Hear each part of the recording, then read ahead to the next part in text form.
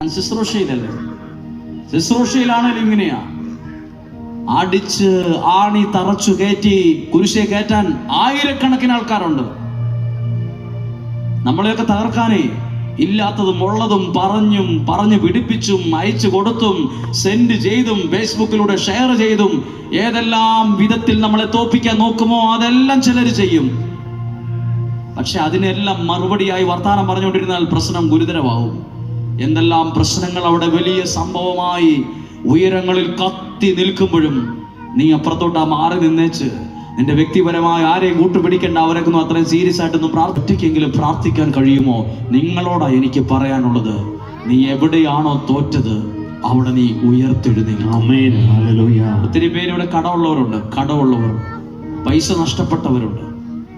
ആരെയും ചതിച്ചേക്കരുത് കേട്ടോ. ആരുടെയും കണ്ണുനീര് കൊണ്ട് ആരും രക്ഷപ്പെട്ടിട്ടില്ല. ആരുടെയും പ്രാക്കും കണ്ണുനീര് നമുക്ക് വേണ്ട. ആരെയും വേദനിപ്പിക്കരുതെന്ന്. പിടിച്ചു പറിച്ചതും വലിച്ചെടുത്തതും പറ്റിച്ചെടുത്തതൊന്നും നമുക്ക് ഗുണമാകത്തില്ല. അതിപ്പോ തൽക്കാലം ഗുണമായാലും കുറച്ച് കഴിയുമ്പോൾ അത് 1000 ഇരട്ടി നമ്മുടെ കയ്യിൽ നിന്ന് പോകും. അനുഗ്രഹമുള്ളത് മതി, സന്തോഷമുള്ളത് മതി. ആരുടെയും പിടിച്ചും ചതിച്ചും കള്ളത്തരത്തിൽ ഇതൊന്നും നിലനിൽക്കത്തില്ല. അതെല്ലാം തൽക്കാലം ചിലപ്പോൾ വലിയ വീട്, ഒരു വലിയ കാറൊക്കെ മേടിച്ചെന്നിരിക്കും. പിന്നീട് അത് തലമുറകളിലേക്ക് വരുമ്പോൾ അതെല്ലാം നമ്മൾ ഓർത്തു നോക്കൂ, ജീവിതം പഠിച്ചു നോക്കൂ. നിങ്ങളും പല മനുഷ്യരുമായി ഇടപെടുകയും പല ലോകവുമായി അനുഭവമുള്ളവരാണ്. അതൊന്നും ആർക്കും വലിയ കാര്യമായി ഗുണപ്പെട്ടിട്ടില്ല.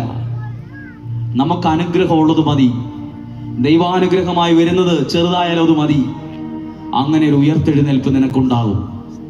അങ്ങനെ ഒരു ഉയർത്തെഴുന്നേൽപ്പ് നമ്മുടെ ജീവിതത്തിൽ വരും. ഒന്ന് കണ്ണുകളെ അടച്ച് ഒന്ന് പ്രാർത്ഥിക്കാൻ തയ്യാറായി.